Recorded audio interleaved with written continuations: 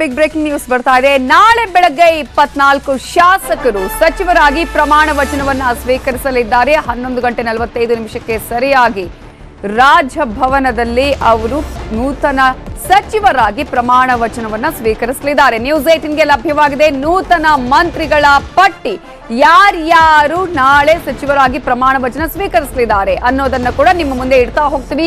34 ಜನರ ಸಂಪೂರ್ಣ ಕ್ಯಾಬಿನೆಟ್ ಅನ್ನ ಕಾಂಗ್ರೆಸ್ ರಚಿಸ್ತಾ ಇದೆ.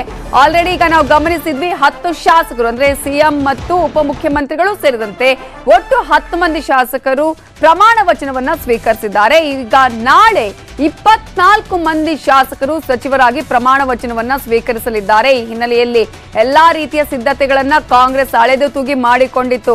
ಆದ್ರೆ ಯಾರ್ಯಾರ ಕೈ ಮೇಲಾಗಿದೆ ಇಲ್ಲಿ ಸಿದ್ದರಾಮಯ್ಯ ಅವರ ಪಟ್ಟಿ ಒಂದ್ ಕಡೆ ಆದ್ರೆ ಡಿಕೆಶಿ ಪಟ್ಟಿ ಮತ್ತೊಂದ್ ಕಡೆ, ಹಾಗೇನೆ ಮಲ್ಲಿಕಾರ್ಜುನ ಖರ್ಗೆ ಅವರ ಪಟ್ಟಿ ಅಂದ್ರೆ ಹೈಕಮಾಂಡ್ ಪಟ್ಟಿ ಮತ್ತೊಂದೇ ಇತ್ತು ಅಂತ ಹೇಳಲಾಗ್ತಾ ಇದೆ. ಒಟ್ಟಾರೆಯಾಗಿ ಅಳೆದು ತೂಗಿ ಈಗ 24 ಶಾಸಕರು ನಾಳೆ ಸಚಿವರಾಗಿ ಪ್ರಮಾಣ ವಚನವನ್ನ ಸ್ವೀಕರಿಸಲಿದ್ದಾರೆ. ಈ ಹಿನ್ನೆಲೆಯಲ್ಲಿ ಜಾತಿವಾರು, ಸಮುದಾಯವಾರು, ಪ್ರಾದೇಶಿಕವಾರು ಎಲ್ಲವನ್ನ ಅಳೆದು ತೂಗಿ ಈಗ ಪಟ್ಟಿಯನ್ನ ರಿಲೀಸ್ ಮಾಡಲಾಗಿದೆ, ರಾಜಭವನಕ್ಕೆ ಕಳುಹಿಸಿ ಕೊಡಲಾಗುತ್ತೆ.